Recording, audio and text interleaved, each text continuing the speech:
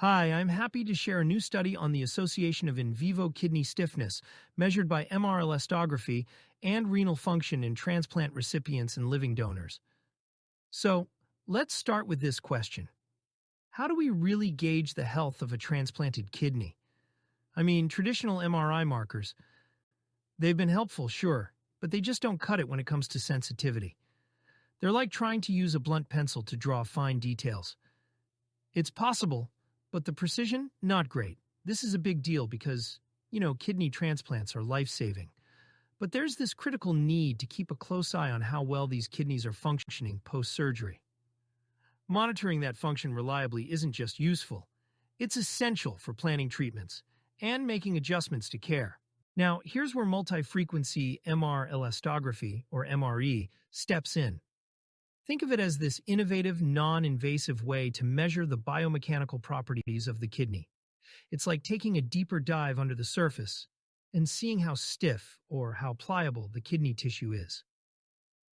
In our study published in JMRI, MRE revealed something really interesting.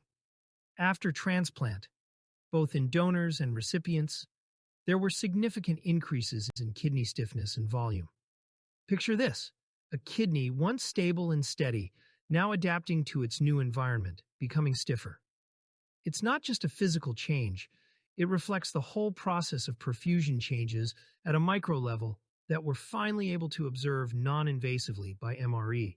Let's dig into the study itself. The study took place at Charité, Berlin, and we used a 1.5 Tesla MRI system equipped with an innovative MRE device powered by multiple compressed air drivers. We looked at 12 kidney donors and 12 recipients, acquired parameters like kidney volume, shear-wave speed, apparent diffusion coefficient, or ADC. These give us a rather clear picture of how the kidney's biophysical properties are adapting during transplantation. Moreover, we recorded GFR, which is, a key marker for kidney filtration efficiency and renal perfusion. This GFR marker was measured in donors by scintigraphy. In addition, we recorded serum creatinine levels over 3 years in the recipients. Let me put this in perspective.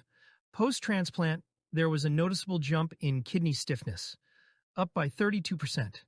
That's a big shift, and it's not happening in isolation. Volume increased by around 20% too. It's like, as the kidney adjusts to its new environment, its structure has this dynamic response, stiffening and expanding to handle its new role in the body. These numbers aren't just stats. They're tied to functional health. Stiffness showed a positive correlation with GFR. On the flip side, there was this inverse relationship with creatinine levels. A lower creatinine count often signals better kidney function. So these changes? They're painting a direct, measurable story of how these kidneys are performing. Now, let's talk about why all of this actually matters. For living donor kidney transplants, MRE offers a non-invasive way to monitor the health of kidneys both pre- and post-transplant.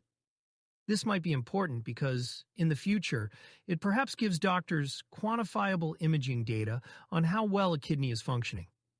Of course, there are challenges. This study had, a pretty small sample size, just 12 donors and 12 recipients.